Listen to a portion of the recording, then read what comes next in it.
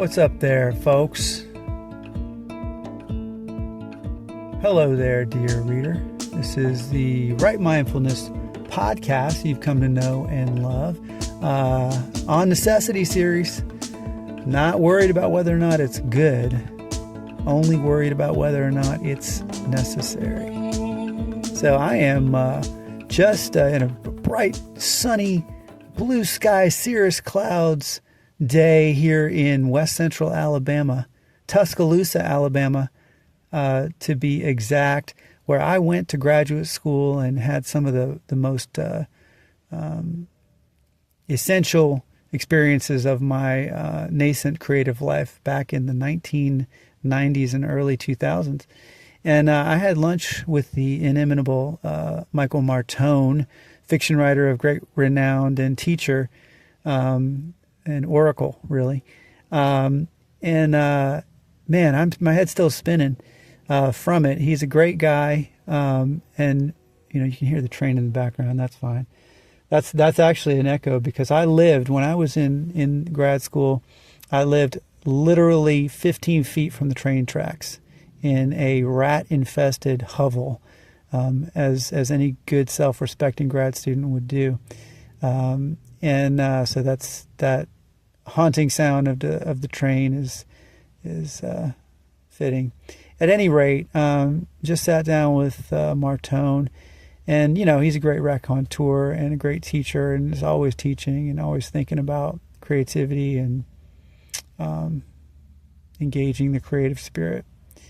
And it has occurred to me over the last several years just how pervasive his influence is on me.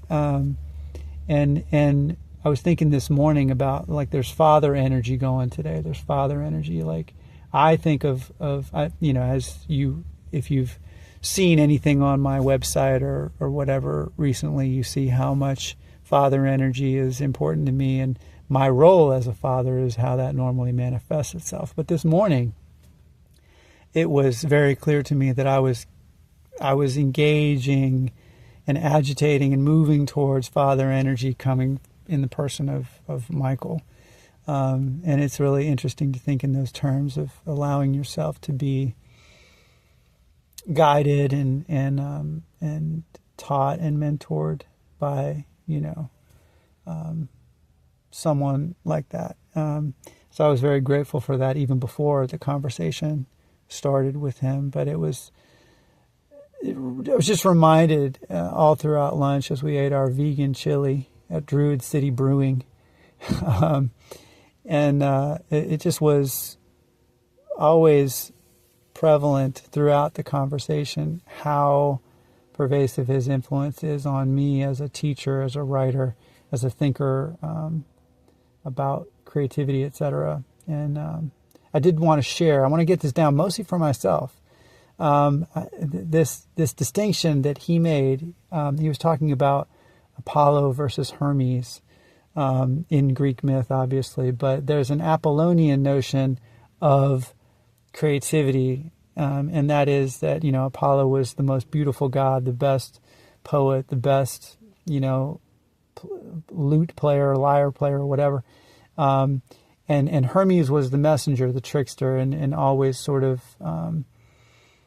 there was always sort of malleable in his messaging, and I'm gonna paraphrase this badly, but it really hit home, so I'm gonna try to do it.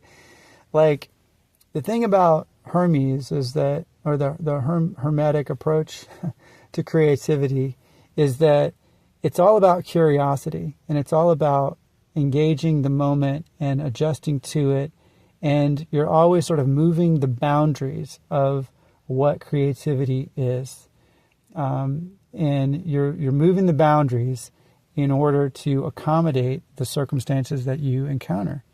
Whereas the Apollonian model is much more fixed. There is beauty. There is the beautiful novel or poem. There is the perfect song or song lyric.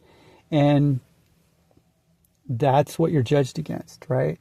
And here was the thing that really hit home for me and that resonated with me, if you take the Hermetic approach, or Hermes approach, Hermetic is probably the wrong way to say it because that's another word. But if you take the Hermes approach, your fight is to always get noticed. Because if you're playing around with the boundaries and it doesn't work, well, nobody probably even notices that, right? They can't even judge it. Like, what is it, right? It's not even that it's good or bad. It's just different, right? And so it can go under the radar very easily. And as somebody who's been a Hermes all my creative life, I've felt that burden of not getting noticed, not even like one way or the other, good or bad, just like going under the radar.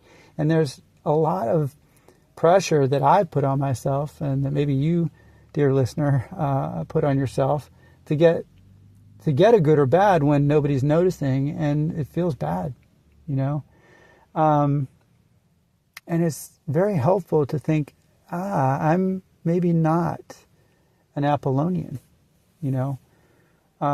Maybe it's the messenger God approach, you know. And that has to be okay. One of the things that Martone does is, like, he keeps track of all of his students. And he, like, literally has addresses for many of them, and he sends them postcards and Christmas cards all the time. And that's a kind of analog messenger God approach to creativity that is really actually pretty profound. And I don't know. It's nice to have permission to create in that way. And it's nice to have that kind of father energy giving you that permission. So I'm very grateful for that today.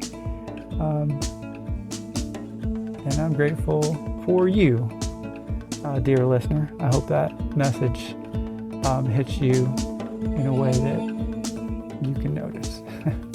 All right. Thanks for listening, and onward and upward.